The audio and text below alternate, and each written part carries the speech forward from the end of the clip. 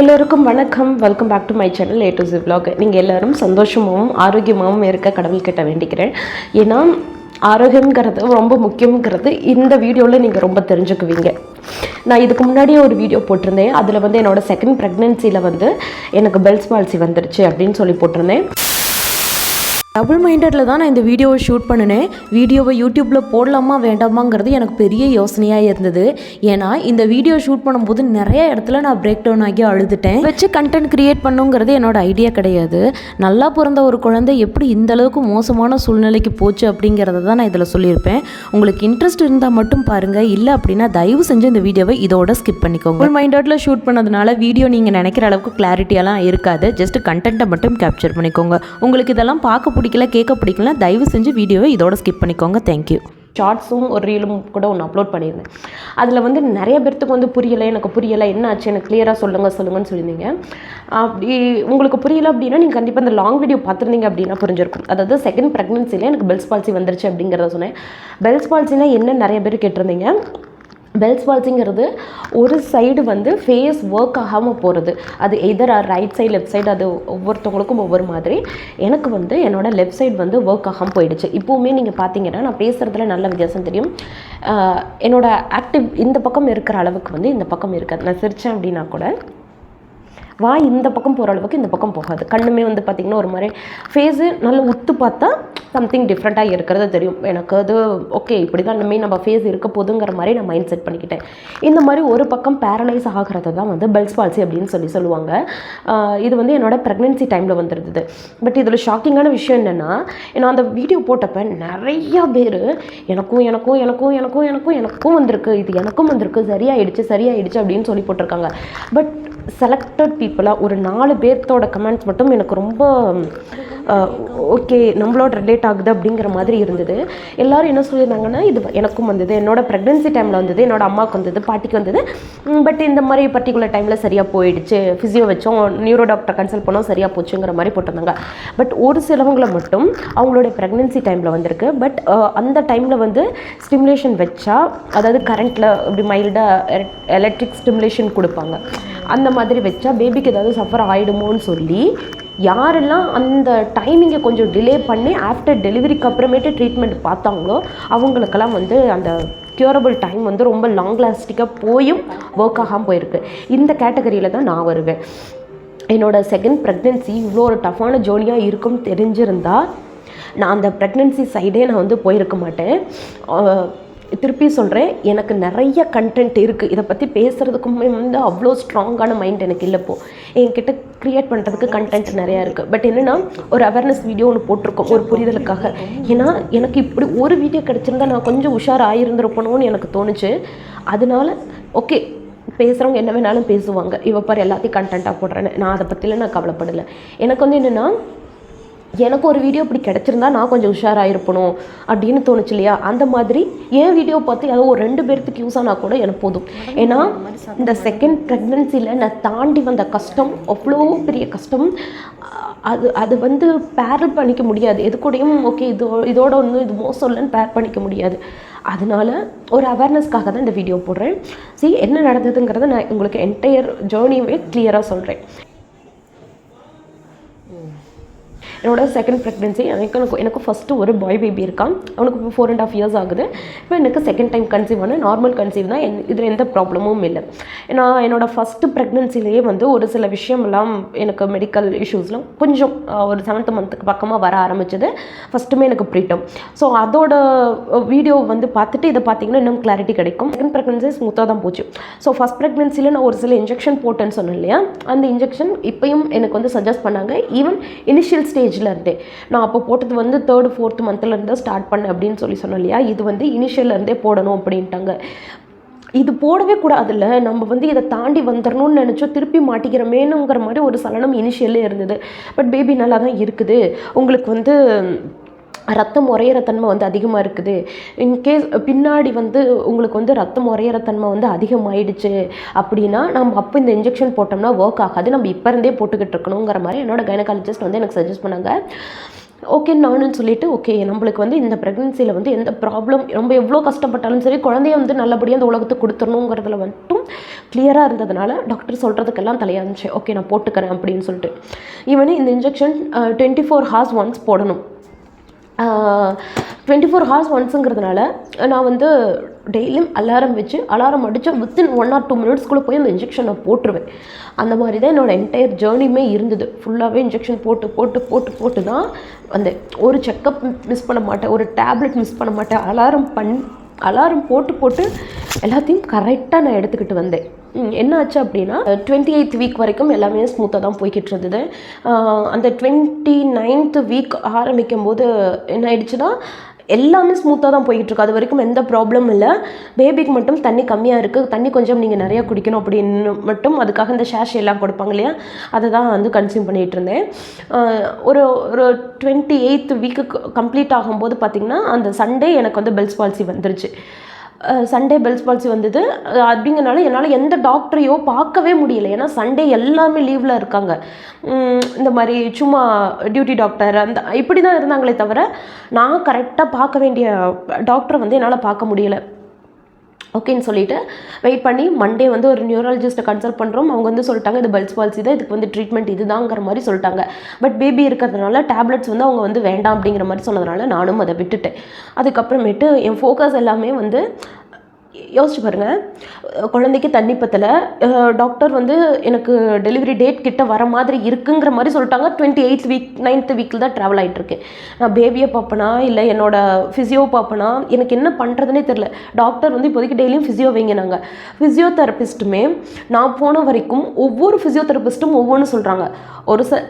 ஒரு சில ஃபிசியோதெரபிஸ்ட் என்னங்கிறாங்கன்னா வைக்கலாம் ஒன்றும் ஆகாதுங்கிறாங்க. ஒரு சிலவங்க வேண்டாங்க என்னதான் இருந்தாலும் இது கரண்ட் பேபியை சஃபர் பண்ணும் வேண்டாம் அப்படிங்கிறாங்க. ஒருத்தவங்க இல்லவே இல்லை கண்டிப்பாக இதனால் எதுவுமே ஆகாது, நீங்கள் தாராளமாக வைக்கலாம், ப்ரெக்னென்சி டைம் இது ரொம்ப நார்மல் அப்படிங்கிறாங்க. பட் நான் அதை பற்றி கூகுளில் சர்ச் பண்ணும்போது நிறையா பேர்த்துக்கு ப்ரெக்னென்சி டைம் இட்ஸ் நார்மல், இது வந்து ஆஃப்டர் டெலிவரி மேபி அதுவே கூட க்யூரபிள் ஆகலாம் அப்படிங்கிற மாதிரி போட்டிருந்தாங்க. சரி ஓகே நம்ம இப்போதைக்கு பேபியை பார்க்கலாம் அப்படிங்கிற வந்து இன் பிட்வீனில் பெல்ஸ் பால்சி வந்த நெக்ஸ்ட் டேவே ஃபேமிலியில் கொஞ்சம் இஷ்யூ ஆனதுனால ட்ரீட்மெண்ட் போக முடியல. அதுக்கப்புறம் எல்லாம் செட்டில் ஆகி ஒரு 3 வீக்ஸ் மாதிரி அந்த மாதிரி தான் இருந்தது. அப்போ என்னாச்சுன்னா எனக்கு ரெகுலராக வந்து பார்த்துக்கிட்டு இருந்த கைனகாலஜிஸ்ட் வந்து என்ன பண்ணிட்டாங்கன்னா உங்களோட பிளட் ரிப்போர்ட்லாம் கொஞ்சம் வேரியேஷன் ஆகுதுங்க பவித்ரா, அதனால் வந்து பேபிக்கு என்ஐசியூ தேவைப்படும். என்ஐசியூ இங்கே அவ்வளோவா ஸ்பெசிலிட்டி இல்லை எங்கள் ஹாஸ்பிட்டலில். நான் இந்த டைம் ஹாஸ்பிட்டல் பேரே எதையுமே நான் சொல்ல விரும்பலை. ஈரோடு சைட் நான் பார்த்துட்டு இருந்தது திருச்செங்கோடு, நாமக்கல் டிஸ்ட்ரிக்டில் இருக்கிறவங்களுக்கு தெரியும் திருச்செங்கோட்டில் இருக்கக்கூடிய ஹாஸ்பிட்டலில் தான் நான் பார்த்துட்டு இருந்தேன். அவங்க வந்து என்னை ஈரோடு சைடில் இருக்கக்கூடிய ஒரு 2 ஹாஸ்பிட்டலுக்கு சஜஸ்ட் பண்ணாங்க. ஒன்று தங்கம், இன்னொன்று Sudha multi speciality hospitals choose பண்ணாங்க. நான் வந்து ஓகே போனோம். அங்கே இருக்கிற கைனகாலஜிஸ்ட் எங்களுக்கு எந்த ப்ராப்ளமும் இல்லை. என்னை இனிஷியல்லேருந்தே ரொம்ப க்ளோஸ் மானிட்டரில் வச்சு நல்லா மானிட்டர் பண்ணிகிட்டே தான் இருந்தாங்க. 30 வீக்ஸ் கரெக்டாக 30 வீக்ஸ் தான் வந்தது. அவங்க வந்து பேபி எடுத்துடலாம், வாட்டர் லெவல் ரொம்ப கம்மியாக இருக்குது அப்படின்னாங்க. நான் தான் இருந்துட்டு இல்லை மேம் ஏதாவது ஒன்று பண்ணி பேபியை வந்து கொஞ்சம் தள்ளி எடுக்கலாம், ஏன்னா வந்து ஃபஸ்ட் பேபியும் 30 வீக்ஸ்லேயே பிறந்ததுனால என்னால் வந்து பேபி அந்த மாதிரி இதுலேயே பார்க்க முடியல. கொஞ்சமாவது குழந்தை வயிற்றுக்குள்ளே ஊறட்டும், ஈவன் அது வெயிட்டு கம்மியாக இருந்தாலும் பிரச்சனை இல்லை, வயிற்றுக்குள்ளே டியூரேஷன் டைம் அதிகமாக இருக்கிறதுனால கையில் நம்ம வந்து பெருசு பண்ணிக்கலாம் சீக்கிரம் அப்படிங்கிற மாதிரி நான் டாக்டர் சொன்னேன். அவங்க வந்து பட் நீங்கள் இனிமேல் எப்போ ஹாஸ்பிட்டல் வந்தாலும் எப்போ வேணாலும் உங்களுக்கு டெலிவரி ஆகும் அப்படிங்கிற ஒரு மைண்ட் செட்டில் வாங்க, ஏன்னா எப்போ சொன்னாலும் நீங்கள் அட்மிட் ஆயிடணும் அப்படிங்கிற மாதிரி தான் அவங்க சொல்லியிருந்தாங்க. அவங்களும் நல்லாவே என்னை க்ளோஸ் மானிட்டரில் வச்சு பார்த்துக்கிட்டாங்க. ஒரு செக்கப்புக்கு ஒரு ரெகுலராக எப்பயும் போல் ஒரு ஸ்கேனுக்கு வர சொல்கிறாங்க. வந்து ஸ்கேன் முடிச்சுட்டு வீட்டுக்கு வர ஒரு பிளட் ரிப்போர்ட் கொடுத்துட்டு வர சொன்னாங்க. பிளட் ரிப்போர்ட் கொடுத்துட்டு நாங்கள் வீட்டுக்கு வரோம். வீட்டுக்கு வரதுக்கு ஈவினிங் போல் ஆயிடுச்சு. ஈவினிங் ஒரு 4 to 5 அந்த மாதிரி டைம் இருக்கும். ஹாஸ்பிட்டல்லேருந்து கால் பண்ணுறாங்க, பிளட் ரிப்போர்ட் ரொம்ப வேரியேஷன் ஆகுது, நார்மல் ரேஞ்சை விட பேபிக்கு ப்ராப்ளம் இருக்காது, உங்களுக்கு ப்ராப்ளம் இருக்கும், அதனால் தயவு செஞ்சு வாங்க நம்ம வந்து இப்போவே சி செக்ஷன் பண்ணி ஆகணும். ஃபஸ்ட்டே சி செக்ஷன் அப்படிங்கிறதுனால நான் அதுக்கு ரெடியாக தான் இருந்தேன். கண்டிப்பாக இப்போயும் சி செக்ஷன் அப்படிங்கிறதுல நான் ரெடியாக இருந்தேன். ஸோ டெலிவரிக்கு ரெடியாக தான் இருந்தேன், ஏன்னா அவங்க இனிஷியலியே சொல்லிட்டாங்க. அப்படிங்கிறதுனால நான் உடனே ஹாஸ்பிட்டல் பேக்கில் முன்னாடியே நான் வந்து எல்லாம் ரெடி பண்ணி வச்சுருந்தேன். ஈவன் அதை கூட நான் வீடியோ எடுத்து கூட வச்சுருந்தேன், என்னென்னலாம் தேவைப்படும் அப்படிங்கிற மாதிரி இனிஷியல்லேருந்து என்னென்னலாம் தேவைப்படுங்கிற மாதிரி ஒவ்வொன்றுக்கும் பேபிக்காக பார்த்து வாங்கி எல்லாத்தையும் எடுத்து வச்சுருந்தேன். அதுக்கப்புறமேட்டு பேக்கெல்லாம் எடுத்துக்கிட்டு நாங்கள் ஹாஸ்பிட்டல் போயிட்டோம். நைட்டு 9:15 போனோடனே ஆப்ரேஷன் பண்ணி பேபி எடுத்துட்டாங்க. பேபி வந்து வெயிட் கம்மியாக தான் இருந்தான். 1.25 கிலோ அந்த ரேஞ்சில் தான் அவன் இருந்தான். எனக்கு ஃபஸ்ட் பேபி பிறக்கும்போது அனஸ்டீஷியா கொடுத்ததுனால நான் கான்ஷியஸ் இல்லாமல் தான் இருந்தேன். அதனால் என்ன பேபிங்கிறது எனக்கு தெரியல. பட் இப்போ வந்து ஸ்பைனலில் தான் இன்ஜெக்ஷன் பண்ணாங்க, லைக் அந்த மருந்து போகிற மாதிரி. நல்லா கான்ஷியஸ்லாம் இருந்தது எனக்கு. பேபி எடுக்கிறது, அவங்க பேசுகிறது எல்லாமே எனக்கு கேட்டுட்டு தான் இருந்தது. ஈவன் அப்போ கூட அந்த கைனகாலஜிஸ்ட் சொல்கிறாங்க, பாவம் இவங்களுக்கு பெல்ஸ் பால்சி வந்துருச்சு, ரொம்ப ஸ்ட்ரகிள் ஆகுறாங்க அப்படிங்கிற மாதிரி எல்லாமே பேசுகிறாங்க. எனக்கு கேட்குது. எடுத்து என்கிட்ட காமிச்சாங்க. அவ்வளோ பிங்க் கலரில் அவ்வளோ அழகாக இருந்தான். அதுக்கப்புறம் ஸ்டிச்சஸ்லாம் போட்டுட்டு க்ளீன் பண்ணிவிட்டு வெளியே பேபிக்கிட்ட அம்மா அப்பா ஹஸ்பண்ட் எல்லாத்துக்கிட்டையும் காமிச்சிட்டு பேபியை பக்கத்தில் இருக்க என்ஐசியூக்கும் மாற்றிட்டாங்க. ஷிக் பிறந்தப்போ ஒரு 2 days தான் என்னால் நடக்க முடியல. 3rd day ஓரளவுக்கு என்னால் வாக் பண்ண முடிஞ்சிருச்சு. பட் இந்த பேபிக்கு என்னால் வாக் பண்ணவே முடியலை. ரொம்ப வீக்காக இருந்தேன். வீக்னஸ் எங்கே ஆரம்பிச்சதுன்னா இனிஷியல் ஸ்டேஜ்லேருந்தே இருந்தது. ஈவன் எனக்கு யாஷிக்கு வந்து ஃபஸ்ட் ப்ரெக்னென்சியில் வந்து 6 to 7 அந்த மந்த் க்ராஸ் பண்ணும்போது தான் எனக்கு அந்த பெல்விக் பெயின் வந்து வர ஆரம்பிச்சிது. ஆனால் இந்த பேபிக்கு 2 to 3 months கரெக்டாக 2 மாதம் முடிஞ்சு 3ஆவது மாதம் ட்ராவல் பண்ணிகிட்ருக்கேன். எனக்கு அப்போவே பயங்கரமாக பெல்விக் பெயின் ஆரம்பிச்சிருச்சு. பிக்மி நம்பர் வாங்குவோம் இல்லைங்களா ஜிஹெச்சில், அப்போது போகிற ஹாஸ்பிட்டலுக்கு என்னால் அப்போ கூட நிற்க முடியல ஹாஸ்பிட்டலில். அப்படியே அவ்வளோ பெயின்ஃபுல்லாக இருக்குது அந்த நிற்கிறதே. எனக்கு பயம், இனிஷியல்லேருந்தே பயம் இருந்தது. இப்போவே இவ்வளோ பெயின் இருந்தால் நம்ம எப்படி எவ்வளோ தூரம் ட்ராவல் பண்ணணும், எப்படி என்ன பண்ண போகிறோங்கிற மாதிரி ரொம்ப பயம் இருந்துகிட்டே இருந்தது. பட் எல்லாமே ஒவ்வொரு மாதம் தான். 2 to 3 வந்து பெல்விக் பெயின் இருந்தது. 3 to 4 பயங்கரமாக தலைவலி இருந்துகிட்டே இருந்தது. 4 to 5 ஸோ ரொம்ப டயர்டாகவே இருந்தேன், ரொம்ப எக்ஸ்ட்ரீம் டயர்டாக இருந்தேன். ஆனால் யாஷிக்கு இந்த மாதிரி எந்த ப்ராப்ளமே எனக்கு இல்லை. நல்லாவே இருந்தேன், நான் ஆக்டிவாக இருந்தேன். ஈவன் எனக்கு அன்றைக்கி பனிக்கூட உடையிற வரைக்குமே நான் அன்றைக்கி ஃபுல் ஆக்டிவாக தான் இருந்தேன். எந்த இடத்துலையுமே நான் சிக்காக இருந்தேன்னு நான் சொல்லவே முடியாது. பட் இவனுக்கு வந்து இந்த செகண்ட் பேபிக்கு வந்து இனிஷியல்லேருந்தே கொஞ்சம் ப்ராப்ளம் எனக்கு ப்ராப்ளம் கொடுத்துக்கிட்டே தான் இருந்தது பேபி. அது என்ன இதுக்காக தானே எனக்கு தெரியலை.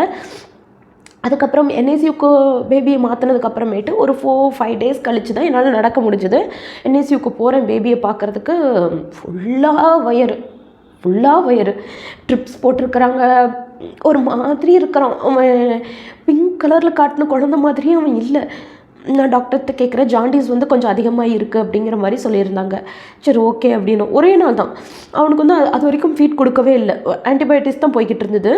அதுக்கப்புறமேட்டு ஃபீட் நிறுத்தினதுக்கப்புறமேட்டு அடுத்த நாள் வந்து என்னாச்சுன்னா ரொம்ப மஞ்சக்காமலை வந்து அதிகமாகிடுச்சு. அதனால் பிளட்டு எல்லாத்தையும் எடுத்துகிட்டு வேறு பிளட்டு மாற்றுறது தான் ஒரே ப்ரொசீஜர் அப்படின்னாங்க. நாங்கள் என்ன வேணாலும் பண்ணுங்கள், எங்களுக்கு பேபியை காப்பாற்றி கொடுங்க அப்படிங்கிற மாதிரி தான் இருந்தது. நாங்களும் ஓகே சொல்லி 2வது ப்ரொசீஜர் அதுதான் பண்ணணும். பிளட்டெல்லாம் எடுத்துகிட்டு அது வந்து நைட்டு ஃபுல்லாக அவ்வளோ கஷ்டம் எல்லாத்துக்கும்.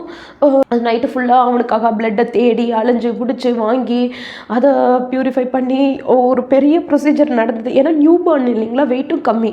அவனுக்கு பிளட்டை மாற்றினாங்க. ஓகே ஜாண்டிஸ் குறையும் அப்படிங்கிற மாதிரி இருந்தோம். ஒரு 3 days ஆச்சு. அதுக்கப்புறம் ஃபீட் ஸ்டார்ட் பண்ணினாங்க. அதுக்கப்புறம் ஃபீட் வந்து டைரக்ட் ஃபீட் கிடையாது, சங்கடையில் தான் நாங்கள் வந்து ஊற்றினோம். அப்போது வந்து ஃபீட்லாம் நல்லா எடுத்துக்கிட்டான். பட் என்னென்னா அப்நார்மலாக இருந்தது அவனோட ஜாண்டிஸ். அதாவது லைக் நம்ம பார்த்தோம்னாவே இந்த குழந்தைக்கு மஞ்சக்காமலை இருக்குன்னு சொல்கிற அளவுக்கு அவன் ரொம்ப எல்லோயிஷாக இருந்தான். ப்ளூ லைட்லாம் வச்சுருந்துமே வந்து அது அவனுக்கு குறையவே இல்லை. அதுக்கப்புறமேட்டு பார்த்திங்கன்னா ஒரு இப்படியே போகுது. 15 daysக்கு பக்கமாக ஆயிடுச்சு. கரெக்டாக 15 days ஆகிடுச்சு. வயிறு வந்து ரொம்ப வீங்க ஆரம்பிச்சிருச்சு. எனக்கு அந்த வயிறு வீக்கங்கிறது அப்நார்மலாக இருந்தது. நாங்கள் டாக்டர்ஸ்கிட்ட, அங்கே இருக்கிற டாக்டர்ஸ்கிட்ட கேட்டோம். அவங்க சொல்கிற ஆன்சர்ஸ் எங்களுக்கு கொஞ்சம் சாட்டிஸ்ஃபைடாக இல்லை. எங்களுக்கு வந்து நாங்கள் அது வரைக்குமே எங்களுக்கு பேபி சீரியஸாக இருக்குது, பேபிக்கு இவ்வளோ பெரிய ப்ராப்ளம் இருக்குது, இந்த மாதிரிலாம் எதுவுமே எங்களுக்கு தெரியாது. போவோம், பார்ப்போம், ஃபீட் கொடுப்போம், எப்படி இருக்கிறோம் என்ன ஏதுன்னு எல்லாம் விசாரிச்சுட்டு வருவோம். பட் நம்மளுக்கு தெரியாது இல்லைங்களா. நான் வந்து நம்பிக்கையாகவே இருந்தேன், பேபிக்கு இந்த ஜாண்டிஸ் எல்லாம் குறைஞ்சிரும், பேபி நம்ம வாங்கிட்டு போயிடலாம் அப்படிங்கிற மாதிரி. இவன் நான் தொட்டு கூட பார்க்குறதுக்கு இல்லை அவனை. அது போனால் தொடாமல் பார்த்துட்டு வந்துடுவேன்.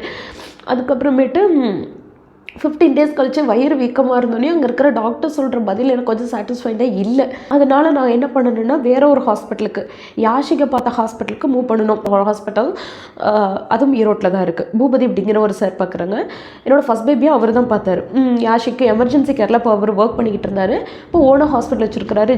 அங்கே மூவ் பண்ணோம். அங்கே போனோடனையும் ஆன்டிபயோட்டிக்ஸ் கொஞ்சம் ஹெவியாக போன மாதிரி தெரியுது, பார்க்கலாம், இது ஒன்றும் பயப்படுறதுக்கு இல்லை அப்படின்னாங்க. எங்களுக்கு அப்போ தான் ஒரு ஹோப்பே கிடச்சிது. நாங்கள் வந்து மழை போல் அந்த சார் தான் நம்பி போனோம், பூபதி சார். அவர்கிட்ட வந்து கொடுத்தா பேபி காப்பாற்றிடுவாங்க அப்படிங்கிற ஒரு நம்பிக்கையில் போனோம். அங்கேயும் பார்த்துட்டு இருந்தோம்.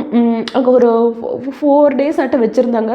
பேபி அந்த 4 daysமே உனக்கு ஃபீட் எதுவும் கொடுக்கல, அந்த வயிறு வீக்கத்தை வந்து நம்ம குறைய வைக்கலாம் அப்படிங்கிற மாதிரி விட்டுருந்தாங்க. பட் அந்த 4 நாளுமே அவன் பாலுக்காக கத்தி கத்தி அப்படி அழுதான்.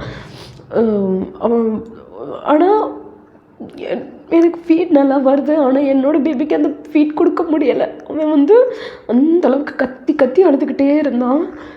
வேறு வந்து அதுக்கப்புறம் வயிறு ரொம்ப வீக்கமாகவே இருக்குன்னு சொல்லிட்டு ஒரு சின்னதாக ஒரு ஹோல் போட்டு ப்ரெஸ் பண்ணி பார்த்தா உள்ளேருந்து ஒரு ஃப்ளூயிடாட்டம் மஞ்சள் கலரில் வந்துக்கிட்டே இருந்தது. மேபி இது குடல் ஓட்டையாக இருந்தால் மட்டும்தான் குடிக்கிறதெல்லாம் இப்படி வெளியே வரும் அப்படின்னு சொன்னாங்க. இதுக்கு என்ன சொல்யூஷன் அப்படின்னா, பேபிக்கு வந்து ஒரு ஓப்பன் சர்ஜரி பண்ணி குடல் வந்து ஓட்டையாக இருந்ததுன்னா, அந்த ஓட்டை அங்கங்கே இருந்ததுன்னா கொஞ்சம் கஷ்டம் தான். ஏன்னா குடல் வந்து வளர்கிற உறுப்பு கிடையாது, அது வந்து அப்படியே தான் இருக்கும். பேபி கோட்டையாக இருந்ததுன்னா நம்ம அங்கங்கே ஸ்டிச்சஸ் போடுற மாதிரி இருக்கும். ஒரு இடத்துல மட்டும் ஓட்டை அப்படின்னா நம்ம அந்த ஏரியாவை மட்டும் இப்படி கட் பண்ணிவிட்டு நம்ம ஜாயின் பண்ணிக்கலாம், அது பின்னாடி சரியாக போயிடும் அப்படின்னு சொன்னாங்க. எங்களுக்கு இதெல்லாம் சொல்லி சர்ஜன் வந்து எல்லாம் வரைஞ்சி காமிச்சாங்க, எக்ஸ்பிளைன் பண்ணிட்டு தான் பண்ணாங்க. எங்களுக்கு என்ன சொல்கிறதுனே தெரியல. வீட்டில் வந்து எல்லாம் வேண்டாம், சர்ஜரி வேண்டாம் நாங்கள். பட் நானும் ராஜேஷும் மட்டும் ஸ்ட்ராங்காக இருந்தோம். இல்லை, இந்த உயிர் நம்மளால தான் இந்த உலகத்துக்கு வந்திருக்கு, நாம் வந்து எவ்வளோ கஷ்டம் தாண்டினாலும் சரி குழந்தைக்கு பண்ண வேண்டிய இதெல்லாம் நம்ம பண்ணிடணும் அப்படின்னு சொல்லிட்டு நாங்கள் சர்ஜரி பண்ண சொன்னோம். சர்ஜரி பண்ணிவிட்டு சர்ஜரி 2 hours பக்கமாக நடந்தது. மூச்சு உயிரே இல்லை எனக்கு. நடந்து முடிச்சதுக்கப்புறமேட்டு டாக்டர்ஸ் வந்து சொன்னது, குடலில் எந்த ப்ராப்ளமும் இல்லை, குடல் நல்லா தான் இருக்குது, பட்டு அந்த தண்ணி மாதிரி வர்றது எங்கேருந்து வருதுன்னு தெரியலை அப்படின்னு சொன்னாங்க. எங்களுக்கும் ஒன்றும் புரியலை. ஓகே, அதுக்கப்புறமேட்டு நம்மளுக்கு தெரிஞ்சது என்னது, கூகுள் தானே. நம்ம அதில் சர்ச் பண்ணுறப்போ சர்ஜன் பண்ணுனா இந்த மாதிரி தண்ணி வரும், அது 2-3 நாளைக்கு வரும், நின்றோம் அப்படின்னு போட்டிருந்தாங்க. அதாவது வயிறு இப்படி இருக்குதுன்னா சர்ஜரி இப்படி பண்ணியிருக்காங்க, அதுக்கு கீழே இந்த அளவுக்கு ஒரு ஹோல் கொடுத்து அது ஒரு சின்னதாக ஒரு பைப் மாதிரி வச்சுருக்காங்க அந்த தண்ணியெல்லாம் வெளியே வர்றதுக்காக. அந்த தண்ணி அட் லாஸ்ட் டே வரைக்கும் என் பையனுக்கு அதில் தண்ணி வந்துக்கிட்டே தான் இருந்தது. தண்ணியே நிற்கல, அதில் ஒரு மாதிரி ஃப்ளூயிடும் எல்லோ கலரில் வந்துக்கிட்டே தான் இருந்தது. எனக்கு என்ன பண்ணுறதுன்னு தெரியல. எனக்கு வந்து டாக்டர்கிட்ட டவுட் கேட்டுகிட்டே இருக்கிறேன். சார் அப்படி பார்த்தா தண்ணி வந்து இப்போ நீங்கள் வந்து ஹோல் போட்டிருக்கீங்க, அது வழியாக வெளியே வந்துட்டுருக்குது, இதுக்கு முன்னாடி தண்ணி வந்ததுனால தான் வயிறு, ஏன்னா அப்போ வயிறு வீக்கம் கிடையாது, அந்த தண்ணி வெளியே ட்ரைன் வந்துக்கிட்டே இருக்குது இல்லைங்களா, அதனால வயிறு வீக்கம் வந்து அந்த அளவுக்கு கிடையாது. ஏன்னா நான் வந்து கேட்குறேன், சார் அப்போ வயிறு வீக்கம் இருக்குதுன்னா வேறு என்ன ரீசனாக இருக்கும், இப்போ குடல்லே ஒன்றும் ப்ராப்ளம் இல்லைன்ட்டிங்க, வேறு என்ன ரீசனாக இருக்குன்றதுக்கு ஃபஸ்ட்டு இந்த தண்ணி நிற்கிறத நம்ம பார்க்கலாம், இருங்கம்மா அவசரப்பட வேண்டாம் அப்படின்ட்டாங்க. அது வரைக்கும் பேபிக்கு என்ஐசியூக்கு ஒவ்வொரு நாளைக்கும் அவ்வளோ காசு செலவாச்சு. அதனால் வந்து எங்களால் அஃபோர்ட் பண்ண முடியலை. சரின்னு சொல்லிட்டு ஹாஸ்பிட்டலுக்கு வெளியே ஏதாவது வீடு கிடைக்குமான்னு பார்த்து வீட்டுக்கு மூவ் பண்ணணும். அந்த வீட்டில் வந்து ஒரு 4-5 days ஆட்டம் இருந்திருப்போம், அவ்வளோதான். 4-5 daysமே வந்து டெய்லியும் போகிறது, பேபியை பார்க்குறது, வெயிட் பண்ணுறது, அவனை பார்க்குறது, வெயிட் பண்ணுறது, இதில் கேட்குறது, அழுகிறது, இப்படியே நாள் போய்கிட்டே இருந்தது. யாஷிக்கு நான் கூட்டிகிட்டு வர வேண்டான்ட்டு, தயவு செஞ்சு அவனை வீட்டில் நீங்கள் பத்திரமா பார்த்துக்கோங்கம்மான்ட்டு என்னோட அம்மாவை விட்டுட்டேன். நானும் ராஜேஷன் தான் இந்த ட்ராவலில், இந்த ஜேர்னி ஃபுல்லாகவே, இந்த ப்ரெக்னென்சியில், இந்த செகண்ட் ப்ரெக்னென்சி ஆஃப்டர் டெலிவரி என் கூட சேர்ந்து கஷ்டப்பட்டது ராஜேஷ் தான். வெனஸ்டே அவனுக்கு வந்து சர்ஜரி பண்ணுறாங்க. அடுத்த வெனஸ்டே காலையில் 4:30 மணிக்காட்ட டாக்டர் கூப்பிட்டாங்க. எனக்கு அப்போவே ஏதோ சம்திங் ராங்னு தோணுச்சு. ஏன் ஒரு டாக்டர் விடிய நம்ம குழந்தைய பார்க்கணுமா, அந்தளவுக்கு அவசியமாகி போச்சு அப்படின்னு சொல்லிட்டு பக்கத்துலேயே தான் விடும் அடிச்சு பிடிச்சி ஓடுற ஹாஸ்பிட்டலுக்கு. அங்கே போனோடனே டாக்டர், பேபிக்கு வந்து இன்னுமே அந்த வயிறு வீக்கம் குறையிற மாதிரி தெரியலங்கம்மா, தண்ணி வந்துக்கிட்டே தான் இருக்குது, ஐ திங்க் ஸோ இது லிவரில் ஏதோ இம்பேக்ட் ஆகிடுச்சுன்னு நினைக்கிறோம், எங்களால் முடிஞ்ச வரைக்கும் எல்லா இதுவும் பார்த்துட்டோம், நீங்கள் வந்து இதுக்கு மேலே சென்னை ரெயின்போக்கு மூவ் பண்ணிக்கிறது நல்லது அப்படிங்கிற மாதிரி சொன்னாங்க. எப்படியும் லிவர் டிரான்ஸ்பிளான்ட் பண்ணுற மாதிரி தான் இருக்கும். லிவருங்கிறது வந்து ஒரு செடி மாதிரி தான், சின்னதாக நீங்கள் ஒரு பார்ட் கொடுத்தா கூட போதும், அது வளர்ந்துக்கும் அப்படின்னாங்க. பட் ஒரு 1 yearக்கு முன்னாடி 2 yearsக்கு முன்னாடி எனக்கு ஒரு ஃபுல் பாடி செக்அப் பண்ணுறப்ப எனக்கு ஃபேட்டி லிவர் இருந்ததுன்னு எனக்கு சொன்னாங்க. அப்போ வந்து நான் டாக்டர்கிட்ட கேட்குறேன், ஏன்னா அப்போ வரைக்குமே அந்த பிளட்டு சேஞ்ச் பண்ணாங்க இல்லைங்களா, அதனால் வந்து குழந்தைக்கு வந்து என்ன பிளட் குரூப்புங்கிறதே எங்களால் கண்டுபிடிக்கவே முடியல. ஓ பாசிட்டிவ் ஒரு யூனிவர்சல் டோனர் அப்படிங்கிறதுனால அவனுக்கு வந்து ஓ பாசிட்டிவே வந்து எந்த பிரச்சனையும் இல்லாமல் அதுவே தான் ஏற்றிக்கிட்டு இருந்தோம். அவனுக்கு வந்து சம்டைம்ஸ் ஓ பாசிட்டிவ் காட்டுது, sometimes B positive, sometimes B negative காட்டுது, என்னென்னமோ காட்டுச்சு. அதனால் வந்து எனக்கு வந்து இப்போது லிவர்னு போகிறப்ப குழந்தை அதுக்கான சக்தியை தாங்குமா? இப்போ இந்த சர்ஜரியிலிருந்தே குழந்தை வெளியே வரல. 1 வீக் ஆகிடுச்சு. வயிறு அந்த ஸ்டிச்சஸ் போட்ட இடம் கிழிஞ்சிக்கிட்டே இருக்குது, விசிபிளாக கிழியுது. அந்த குழந்தை வலியில் துடிக்குது. அந்த குழந்தை வந்து அந்த இதெல்லாம் தாங்குமா என்னங்கிற மாதிரி எங்களுக்கு மைண்டே பிளாங்க் ஆகிடுச்சு. அதுக்கப்புறமேட்டு பேபி மொத்தத்தில் தாங்குங்கிற ஒரு இது இல்லை. Okay, one of the best option ஒன்று வீட்டுக்கு எடுத்துகிட்டு போகணும், இல்லைன்னா வேறு ஹாஸ்பிட்டல் மூவ் பண்ணணும். இது மட்டும்தான் இருந்தது. பட் வீட்டுக்கு எடுத்துகிட்டு போனால் நாம் டாக்டர் கிடையாது. குழந்தைக்கு என்ன நடக்குதுங்கிறது நம்மளால தெரியாது. ஏன்னா பேபி சீரியஸாக இருக்குது, ஸ்டிச்சஸ் போட்டிருக்குது. அதனால் என்னன்னாலும் சரி ஏதோ ஒரு டாக்டர்கிட்டயே பார்த்துடலான்னு சொல்லிட்டு லோக்கலில் திருச்செங்கோடு, ஈரோடு சுற்றி இருக்கக்கூடிய ஜிஹெச் ஹாஸ்பிட்டலில் கேட்டோம். அவங்க வந்து இல்லை, நீங்கள் சேலம் ஜிஹெச் தான் போகணும் அப்படின்னாங்க. சரின்னு சொல்லிட்டு சேலம் ஜிஹெச்சுக்கு அன்றைக்கே மூவ் பண்ணால் ஆம்புலன்ஸில் தான் கூட்டிகிட்டு ஃபஸ்ட் டைம் நான் ஆம்புலன்ஸில் ஏறுறேன். ஆம்புலன்ஸில் போக கேஎஸ்ஆர் காலேஜில் அதுக்கு தெரிய நினைக்கிறேன். கரெக்டாக அந்த காலேஜ் கிட்ட போகிறப்ப பேபிக்கு பல்ஸ் அப்படியே டவுன் ஆகிடுச்சு. அதுக்கப்புறம் என்னென்னமோ ஃபஸ்ட் எய்ட்லாம் ஆம்புலன்ஸ்லேயே பண்ணி திருப்பி ப்ரீத் வர வச்சு அதுக்கப்புறம் வேகமாக கொண்டு போய் ஜிஹெச்சில் கொடுத்தாங்க. ஜிஹெச்சில் எடுத்துகிட்டு போனாலும் என்ஐசியில் வச்சுருந்தாங்க. நைட் டைம் தான் டாக்டர்ஸ் எல்லா டீட்டெயிலும் எங்கிட்ட கேட்டாங்க. என்ன நடந்தது, எவ்வளோ ஆச்சு, எங்கே பார்த்தோம், எல்லாம் கேட்டுட்டு ஓகே டியூட்டி டாக்டர் வருவாங்க, வெயிட் பண்ணுங்க. நாங்கள் ஒரு நாள் ஃபுல்லாகவே அவனை வந்து ஆப்ரேஷன் பண்ண பேபிஸ்லாம் இருக்கிற ரூமில் வச்சுருந்தாங்க. ட்ரெஸ்ஸு எதுவுமே போட வேண்டாம், அந்த ப்ளூ லைட் அவனுக்கு வந்து ரொம்ப முக்கியம், வார்மாக இருக்கணும் அப்படின்னாங்க. ப்ளூ லைட்லாம் அவனுக்கு வைக்கல, எதுவுமே அவனுக்கு அதெல்லாம் வைக்கல. பேபி வந்து கலர் டர்ன் அவுட் ஆக ஆரம்பிச்சிட்டோம், ஒரு மாதிரி பிளாக் ஆக ஆரம்பிச்சு. அடுத்தது செகண்ட் டே வந்து பட் என்னோடய சுச்சுவேஷன் அன்றைக்கி அப்படி என்ன நடந்ததோ அதை தான் நான் சொல்கிறேன். ஜிஹெச்சுக்கு போன அனுபவம் எனக்கு முன்ன பின்ன கிடையாது. சேலம் ஜிஹெச்சுக்கு அதான் ஃபஸ்ட் டைம் போகிறேன். அங்கே கொஞ்சம் மேலே வந்து டாய்லெட் அதெல்லாம் கொஞ்சம் நீட்டாக மெயின்டைன் பண்ணலை. அந்த டெய்லியும் நாம் வந்து ப்ரைவேட் ஹாஸ்பிட்டலில் டெய்லியும் பெட் ஸ்ப்ரெட்லாம் சேஞ்ச் பண்ணுறது, ரூம் மாப் பண்ணுறது, 2 டைம் வந்து மாப் பண்ணுவாங்க, 2 டைம் க்ளீன் பண்ணுவாங்க, ரெஸ்ட் ரூம் கழுவி விடுவாங்க. நீட்டாக அப்படியே இருந்து பழகி ஜிஹெச்சுக்குள்ளே போனோடனையும் அந்த இதெல்லாம் வச்சுருப்பாங்க இல்லையா, அந்த ரூமில் வந்து எனக்கு அந்த அந்த அந்த ஸ்மெல்லு எதுவுமே எனக்கு பிடிக்கல. ஏன்னா என் குழந்தை என் கையில் இல்லை. 2வது எல்லாரும் அவங்க குழந்தையோட தான் கையில் இருக்கிறாங்க. ஈவன் என்ஐசியூலேயே வச்சுருந்தா கூட பேபியை வந்து கொஞ்சம் நேரம் கையில் கொடுத்துட்றாங்க, கொண்டு வந்து அம்மா கிட்ட கொடுத்து ஃபீட் பண்ணிவிட்டு அதுக்கப்புறம் என்ஐசியூக்கு மாற்றிக்கிறாங்க. பட் என்ஐசியூக்குள்ளேயே தான் இருந்தால் என் பையன், வெளியவே வரல. என்னன்னா அங்கே வந்து ப்ரீத் பண்ணவே முடியலை. ஏன்னா எனக்கு அதான் சொல்லலையா, பெல்ஸ் பால்சி வந்துருந்தது. வாயெல்லாம் ரொம்ப அப்போ இழுத்துக்கிட்டு இருந்தது. வாயெல்லாம் எது பேசினாலும் இந்த பக்கம் தான் போகும். கண்ணெல்லாம் இவ்வளோ பெருசுக்கு இருந்தது. அப்போ இந்த கண்ணு இவ்வளோ பெருசுக்கு இருந்தது. கண்ணு ஐ க்ளோஸ் ஆகாது. இது நான் தூங்குறப்ப இப்படி கை வச்சுக்கிட்டே தான் தூங்கணும்னா டேப் போட்டிக்கணும். அவங்க தூங்குறதுக்கும் பெட்டு வந்து ஓடி போய் பெட்டை பிடிக்கணும். இந்த இதில் நம்ம பெட்டை பிடிக்கணும்.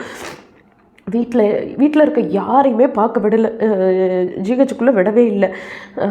அந்த மாதிரி பேபிஸ் எல்லாம் நிறைய பேர் எடுத்துகிட்டு போகிறாங்க அப்படிங்கிறதுனால வந்து விடலை. ஓகே, எனக்கு அதெல்லாம் நான் ப்ளேம் பண்ணலை.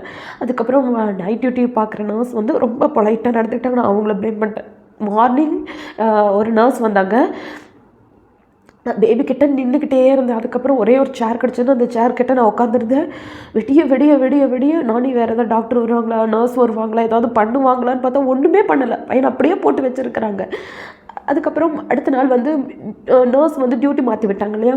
மார்னிங் வர நர்ஸ்கிட்ட போயிட்டு சாப்பிட்டுட்டு குளிச்சுட்டு நான் வரேன். திருப்பியும் வந்துட்டு கேட்குறேன், அப்டேட் கேட்குறேன். அவ்வளோ ஒரு ஹார்ஷாக, நீ எல்லாம் இருக்கீங்க வந்தீங்களா, வரக்கூடாது, போடு. அவங்ககிட்ட பொலைட்டாக சொல்கிறேன், மேம் நேற்று தான் பேபி வந்திருக்கு, என்ன அப்டேட்டு, நான் யார்கிட்ட கேட்கணும், என்ன அதில் டியூட்டி டாக்டர் வருவாங்க, அவங்ககிட்ட கேட்டுக்கோ. ஏன்னா யாருமே வரல. வந்தாங்க, அவங்க பார்க்குறாங்க. ஜிஹெச்சை பொறுத்த வரைக்கும் ரிப்போர்ட் மட்டும் தான் மெயின்டைன் பண்ணிக்கிட்டு இருக்காங்க. இந்த ரிப்போர்ட் எழுதிக்கணும், இந்த ரிப்போர்ட் மெயின்டைன் பண்ணணும்னு.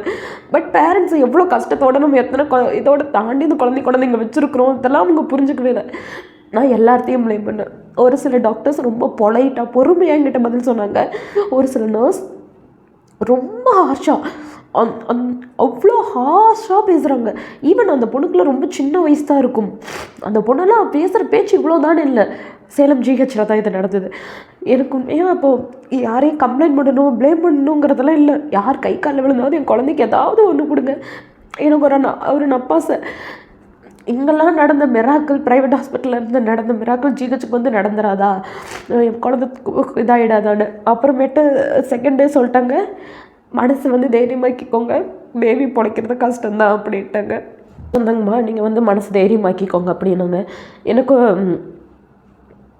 அந்த வார்த்தை கேட்க கேட்க காதெல்லாம் அடைச்சி எப்படியோ இருந்த மாதிரி இருந்தது. கட்டி பிடிச்சிக்கிட்டு யாரையாவது என் கஷ்டத்தை சொல்லி அழுகணுன்னு இருந்தது. யாருமே கிட்ட இல்லை. மனசு நானே கல்லாக்கிக்கிட்டு ஓகே இதுக்கு மேலே என்ன நடக்குதோ பார்க்கலாம் அப்படின்னு. பையன் வந்து அந்த 2 நாள் அந்த ப்ரைவேட் ஹாஸ்பிட்டலில் கொடுத்த டோஸ்லாம் அவங்க ஸ்டாப் பண்ணிவிட்டு இவங்க வந்து ஒன்று கொடுத்தாங்க. இவங்க ஜிஹெச்சில் இருக்கிற மெடிசன்ஸ் கொடுத்தாங்க. மேபி அது பெயின் கில்லராக என்னன்னு எனக்கு தெரியலை. பட் பையனுக்கு வந்து 3ஆவது நாள் வந்து நைட்டு எக்கே வாந்தி எடுக்கிற, ரத்தமாக வருது, யூரின் போகிறோம் பிளட்டாக வருது, மோஷன் போகிறோம் பிளட்டாக வருது, ஒரு மாதிரி கருப்பு கலரில் ஏதோ ஒரு லிக்விடு பையனோட அந்த ட்ரைன்லேருந்து வந்துக்கிட்டே இருக்குது. ஆப்ரேஷன் பண்ண ட்ரைன்லேருந்து இந்த மாதிரி பிளாக் கலரில் லிக்விட் வந்துக்கிட்டே தான் இருந்தது. என்ன பண்ணுறதுன்னு தெரியல. 3rd டே கத்தி அந்த பையன் நைட்டை ஃபுல்லாக முருவி அழுவுறான். என் விரல இப்படி பிடிச்சி இறுக்கி பிடிச்சிக்கிட்டான், அழுவுறான். அவனால் வலியே தாங்க முடியல. மேபி எல்லாம் பிழைக்கிற ஸ்டேஜ் வந்து 100% தான் இருக்குது அப்படின்ட்டாங்க. அவங்க கஷ்டம்னு சொல்லிட்டாங்க. நான் ஒரு நம்பிக்கையோடையவே தான் இருந்தேன். ஓகே அப்படிங்கிற மாதிரி. ஆனால் அந்த 3rd டேலாம் வந்து எனக்கு அந்த நம்பிக்கையே போச்சு. நம்ம பட்ட கஷ்டமெல்லாம் போச்சுங்கிறது வந்து கிளியராக எனக்கு புரிஞ்சிருச்சு. பல்ஸ் எல்லாம் குறைய ஆரம்பிச்சு, ஆக்சிஜன் வென்டிலேட்டர் வந்து வைக்க ஆரம்பிச்சிட்டாங்க. 4th டே மார்னிங் அவனை வென்டிலேட்டர் ரூமுக்கு மாற்றினாங்க. அந்த ஹார்ட் பீட் ரேட் விசிபிளாக காலையிலேருந்து குறைஞ்சிக்கிட்டே வருது. November 6 டெலிவரி ஆச்சு. December 7 அதே நைட்டு 9:15 பிறந்தா. அதே 9:15 அவனோட உயிர் பிரிஞ்சிருச்சு. யார் இறக்குறதையும் கண் முன்னாடி பார்த்ததில்லை. என்னோட பையனே கண்ணு முன்னாடி இறந்துட்டான். அப்படிங்கும்போது அதை ஒரு இதாக அக்செப்ட் பண்ணிக்கவே முடியல. ஏன்னா டெலிவரி ஆனதுலேருந்து வீட்டுக்கே நான் போகலை. வீட்லேயே அந்த ஹாஸ்பிட்டல் அந்த டேர்ம்ஸ் அண்ட் கண்டிஷன்ஸ் எல்லாம் கேட்டு ஒரு மாதிரி புளிச்சு போச்சு. இங்கே எங்கே தப்பு நடந்தது, ஏன் பேபி நார்மலாக இருக்குது, எந்த பிரச்சனையும் இல்லை நாங்கள் பிறந்ததுக்கப்புறம் எப்படி ஒரு குழந்தைக்கு இத்தனை பிரச்சனை வரும், இதுக்கும் அது என்ன தாய்ப்பால் கூட குடிக்கலையே, குடிக்காத ஒரு குழந்தைக்கு எப்படி இத்தனை பிரச்சனை வந்தது, இது யார் பண்ண தப்பு, இது எங்கே போய் கண்டுபிடிக்கிறது, எதுக்குமே மைண்டில் வந்து இடம் இல்லை. இப்போ நான் இதில் உங்களுக்கு என்ன சொல்ல வரேன் அப்படின்னா, எனக்கு வந்து இதில் பெரிய ட்ராபேக்காக சொன்னது வந்து என்னென்னா, எனக்கு வந்து நெகட்டிவ் பிளட் குரூப், அவருக்கு பாசிட்டிவ் பிளட் குரூப். இதில் வந்து நெகட்டிவ் பிளட் குரூப்பாக இருந்தது, லேடிக்கு நெகட்டிவ் பிளட் குரூப்பாக இருக்குது அப்படின்னா ஆன்டிடி வந்து போடணுமா, ஃபஸ்ட் ப்ரெக்னென்சிக்கு அப்புறம் ஆன்டிடி போடணும். எனக்கு போட்டாங்க, நல்ல ஞாபகம் இருக்குது, போட்டாங்க. ஆன்டிடி வந்து போட்டாங்களா இல்லையாங்கிற மாதிரியெல்லாம் செக் பண்ணாங்க. எனக்கு வந்து ஆன்டிடி போட்டாங்க. ஃபஸ்ட் ப்ரெக்னென்சிலேயே வந்து எனக்கு நெகட்டிவ் பிளட் குரூப், யாஷிக்கு பாசிட்டிவ் அப்படிங்கும்போது ஆன்டிடி போடணும். அதாவது தாய்க்கு வந்து நெகட்டிவாக இருந்து பேபிக்கு பாசிட்டிவாக இருந்து ஆன்டிடி போடணுன்னாங்க, போட்டாங்க. எனக்கு அதெல்லாம் நல்லா ஞாபகம் இருக்குது. எல்லாமே போட்டும் எல்லாமே பண்ணியும் எப்படி இந்த ஒரு குழந்தைக்கு, தாய்ப்பால் குடிக்காத குழந்தைக்கு இத்தனை பிரச்சனை ஆச்சு அப்படிங்கிறது வந்து என்னால் தேடி அதுக்கு ஆன்சர் கண்டுபிடிக்கவே முடியலை. இதெல்லாம் முடிச்சுட்டு அதுக்கப்புறமேட்டு கொஞ்சம் நான் ரெக்கவர் ஆகிட்டு பிரஸ்ட் ஃபீட் ஸ்டாப் பண்ணணும். அதுக்கான டேப்லெட்ஸ் எல்லாம் எடுத்து கொடுமை அந்த பிரஸ்ட் ஃபீட் ஸ்டாப் பண்ணுறது தான் அவ்வளோ கஷ்டமான ஜேர்னியாக இருந்தது. ஏன்னா ஒரு 6 months 7 months ஆயிருந்துச்சுன்னா கூட நம்மளுக்கு தெரிவிச்சிருக்காது. நியூபார்ன் அப்படிங்கும்போது ஸ்டாப் பண்ணும்போது செத்தே போயிடலாமான் இருந்தது. அந்த டைமில் அந்த ஜோனியெல்லாம் அவ்வளோ கஷ்டமாக இருந்தது. அதுக்கெல்லாம் தாண்டி நான் கொஞ்சம் ஓகே ஆகி அதுக்கப்புறமேட்டு தான் நான் ஃபிசியோ வந்து கண்டினியூ பண்ணினேன். அதனால தான் இவ்வளோ லேட் இது. இப்போ நீங்கள் ஒரு கைனகாலஜிஸ்ட் பார்க்குறீங்க அப்படின்னா தயவு செஞ்சு ஒரு விஷயத்தை மட்டும் கிளியராக புரிஞ்சுக்கோங்க. உங்களுக்கு ஏதாவது டவுட் இருக்குது அப்படின்னா டாக்டர் ஏதாவது நினச்சிக்கோங்களோ, திட்டுவாங்களோ, அவங்க என்னமோ திட்டிட்டு போகிறாங்க. இப்போ என்னோடய ஸ்டோரி நீங்கள் கேட்குற மாதிரி தான் நாளைக்கு ஏதாவது உங்களுக்குன்னா உங்கள் ஸ்டோரி யாராவது கேட்க தான் செய்வாங்க, சொல்யூஷன் கிடைக்காது, என்னமோ சொல்லிட்டு போகிறாங்க. உங்களுக்கு என்ன டவுட் இருந்தாலும் அது கிளியராக டாக்டர்ஸ் கிட்ட கேட்டுக்கோங்க. 1 or 2 எல்லாத்தையும் கிளியராக கேட்டு உங்கள் நாலேஜுக்கு வச்சுக்கோங்க. அதுலேயும் குறிப்பாக நீங்கள் நெகட்டிவ் பிளட் குரூப்பாக இருக்கிறீங்க, பாசிட்டிவ் பிளட் குரூப்பாக தான் உங்கள் ஹஸ்பண்ட் இருக்கிறாங்க அப்படிங்கிற பட்சத்தில் நீங்கள் தயவு செஞ்சு நீங்கள் வந்து மேக் ஷூர் நீங்கள் வந்து நல்லா கிளியராக கேட்டுக்கோங்க. இதனால் இது ப்ராப்ளம் வராதா, ஏதாவது ஊசி போடணுமா, டேப்லெட் சாப்பிடணுமா, எல்லாமே கேட்டுக்கோங்க. பிகாஸ் நான் வந்து A to Z எல்லாமே இந்த ப்ரெக்னென்சியில் கரெக்டாக பண்ணினேன். இன்ஜெக்ஷன் போடுறது, டேப்லெட் போடுறது, தண்ணி குடிக்கிறது எல்லாமே பண்ணியும் கைக்கு மீறி அந்த குழந்தைய கைக்கு கிடைக்காம போயிடுச்சு. இந்த கஷ்டம் என்னோட போகட்டும். இதை நான் ஃபஸ்ட்டு வீடியோலேயே நான் ஏன் போடலை அப்படின்னா, எனக்கு அப்போ சொல்கிற மைண்ட் செட் இல்லை. இப்போ வந்து செகண்ட் டைம் அந்த வீடியோவில் போக போக அவங்க நிறைய பேர் என்ன புரிஞ்சுக்கிட்டீங்க அப்படின்னா, நான் இப்போ கன்சீவாக இருந்துக்கிட்டு நான் வீடியோ போட்டிருக்கேன்னு நினைக்கிறீங்க. இல்லையா, பேபி நவம்பர்லேயே டெலிவரி ஆகிடுச்சு. அப்புறம் இப்போ 6 மந்த்தாக ஃபிசியோ தான் நான் எடுத்துகிட்ருக்கேன். டெலிவரி எல்லாம் ஆகியுமே வந்து டெலிவரி ஆகிட்டு தான் நான் அதுக்கப்புறம் தான் நான் உங்களுக்கு இந்த வீடியோ போடுறேன்.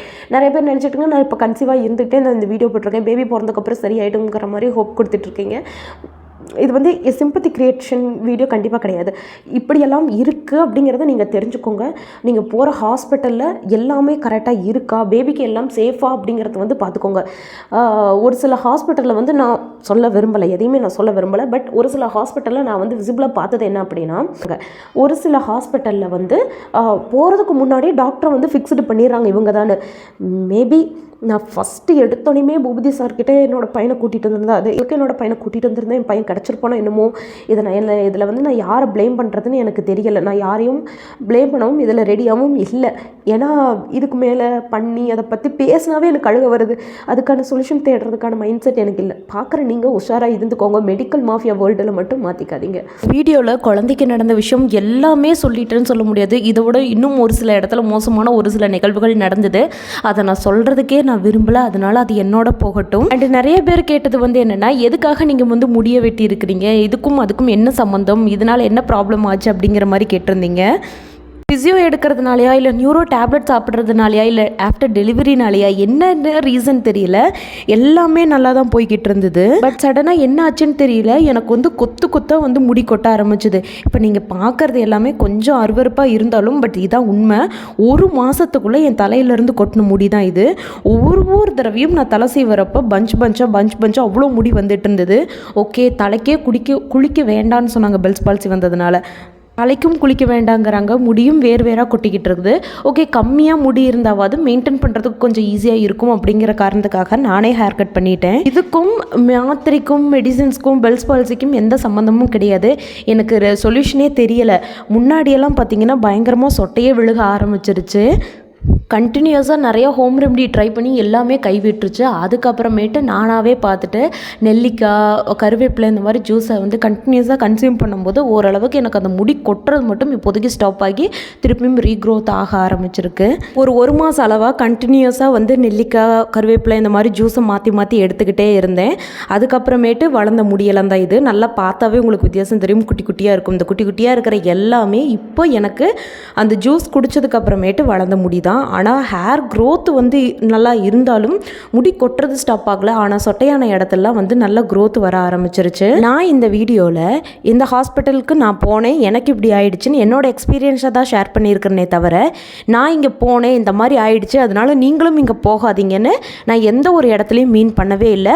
நான் எந்த டாக்டரையும் நான் ப்ளேம் பண்ணவே இல்லை. இது எல்லாமே உங்களுடைய பிரியம். நீங்கள் பார்க்குற கைனகாலஜிஸ்ட் அண்ட் பீரியாடிஷியன் உங்களுக்கு ஓகேவா இருந்தால் தயவு செஞ்சு நீங்கள் அவங்கக்கிட்டே உங்களோட ட்ரீட்மெண்ட்டை கண்டினியூ பண்ணுங்கள். நான் இதில் சொல்கிறது என்னென்னா, இந்த மாதிரி ஒரு விஷயத்தை நீங்கள் தெரிஞ்சுக்கிட்டீங்க அப்படின்னா நீங்களும் உங்களுடைய பீரியாடிக் சைடோ இல்லை கைனகாலஜி சைடோ உங்களுடைய டவுட்ஸ் எல்லாம் கேட்டு கிளியர் பண்ணிக்கோங்க.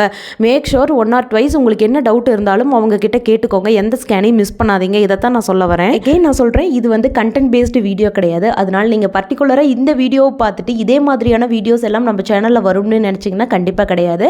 என்ன சுற்றி ஏன் சரௌண்டிங் எப்படி இருக்கோ அதை தான் நான் வீடியோவை எடுத்து கவர் பண்ணிக்கிட்டு இருந்தேன். இனியும் அப்படி தான் வீடியோஸ் எல்லாம் வரப்போகுது. கஷ்டகாலம் எல்லாம் கடந்தாச்சு, இனி நல்ல காலம் பெருக்கட்டும். அடுத்து நல்ல வீடியோஸோட உங்களை நான் சந்திக்கிறேன்.